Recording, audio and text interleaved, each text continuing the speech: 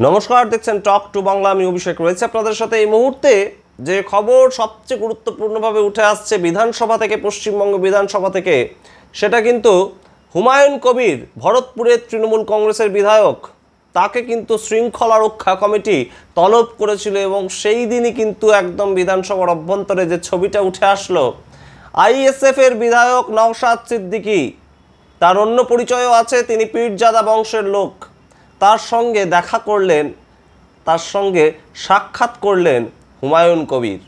এবং আমরা জানি হুমায়ুন কবিরের যে পাস্ট রেকর্ড, সেটা কিন্তু একটা একদম রীতিমতন বৈচিত্র্যপূর্ণ রেকর্ড। তিনি এক দলে বেশি দিন খুব একটা থাকতে পছন্দ করেন না, তেমনই কিন্তু একটা রেকর্ড রয়েছে হুমায়ুন কবিরের।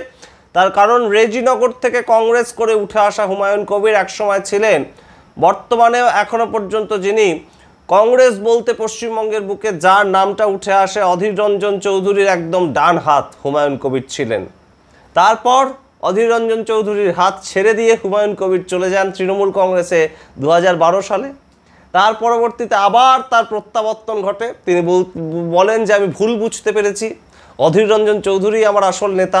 তিনি আবার কংগ্রেসে ফিরে আসেন। তারপর আবার 2 বছর কংগ্রেসে থেকে তিনি আবার তৃণমূলে চলে যান।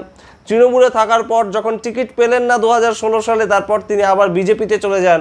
বিজেপিতে বেশ কিছুটা সময় কাটিয়ে টালবাহানা করে যখন পাত্তা পেলেন না, 2021 সালে ভোটের আগে আবার তৃণমূলে আসেন এবং টিকিট পেয়ে ভরতপুরের বিধায়ক হিসেবে তিনি কিন্তু নির্বাচিত হন।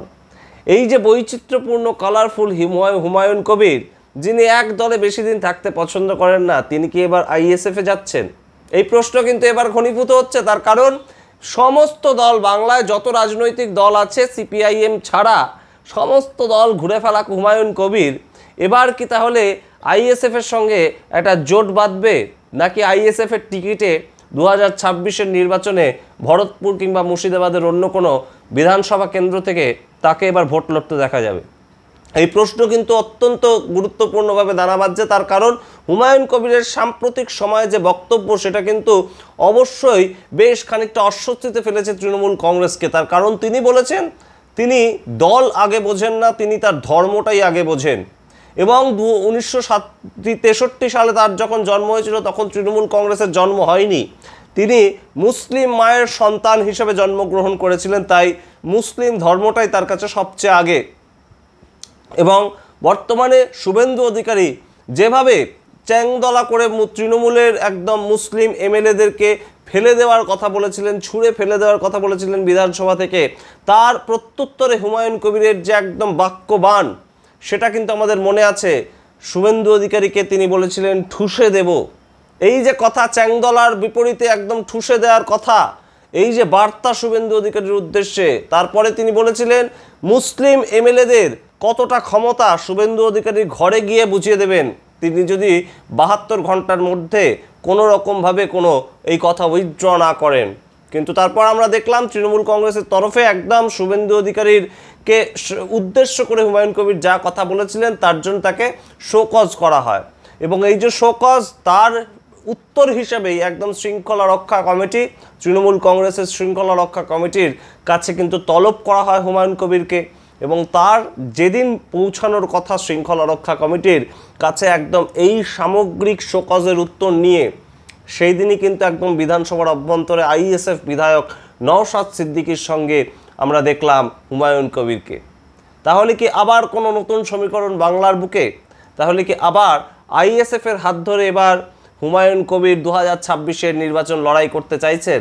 তার কারণ ইতিমধ্যেই কিন্তু একটা ইঙ্গিতপূর্ণ কথা তিনি বলে দিয়েছেন যে মমতা বন্দ্যোপাধ্যায় 2026-এ যদি তাকে টিকিট না দেয়, তাহলে তিনি তার নিজের রাস্তা দেখে নেবেন। এবং তার নিজের রাস্তা নিশ্চয়ই বিজেপি আর হবে না, তার নিজের রাস্তা নিশ্চয়ই কংগ্রেসও আর হবে না। তাহলে তার হাতে একমাত্র পড়ে রইল আইএসএফ। তার কারণ সিপিআইএম কাউকে অন্য দল থেকে নিয়ে আসে এমন কোনো নজির কিন্তু আমাদের চোখে নেই। এবং এই মুহূর্তে কিন্তু আইএসএফ ছাড়া হুমায়ুন কবিরের কাছে যাওয়ার মতন খুব একটা রাস্তা খোলা নেই, এমনই কিন্তু একটা পর্যবেক্ষণ রাজনৈতিক বিশ্লেষকদের। আপনারা কি মনে করছেন, এই সাক্ষাৎ নেহাতি একদম কলিগ হিসেবে সাক্ষাৎ বিধানসভার অভ্যন্তরে, নাকি এই সাক্ষাতের পেছনে লুকিয়ে রয়েছে অন্য কোনো অভিপ্রায়, 2026-এর ভোটকে কেন্দ্র করে কোনো অভিপ্রায়? নাকি একদম সাধারণ দিনের আলোর মতন স্পষ্ট হুমায়ুন কবির দল পরিবর্তন করছেন খুব শীঘ্রই? কি মনে করছেন আপনারা কমেন্ট বক্সে কমেন্ট করে অবশ্যই জানাবেন। এবং অবশ্যই মুসলিম ঐক্য জিন্দাবাদ এই বলে কি আইএসএফের হাত ধরবেন হুমায়ুন কবির, নাকি আবারও তৃণমূল কংগ্রেসে অ্যাডজাস্ট করে থেকে যাবেন? সমস্তটাই কিন্তু সময়ের অপেক্ষা, সমস্তটাই সময় উত্তর দেবে। আপনারা কি মনে করছেন কমেন্ট বক্সে কমেন্ট করে জানান। দেখতে বলবেন না টক টু বাংলা। প্রত্যেকটি ভিডিও লাইক কমেন্ট শেয়ার করে অবশ্যই চ্যানেলটিকে সাবস্ক্রাইব করবেন। ধন্যবাদ।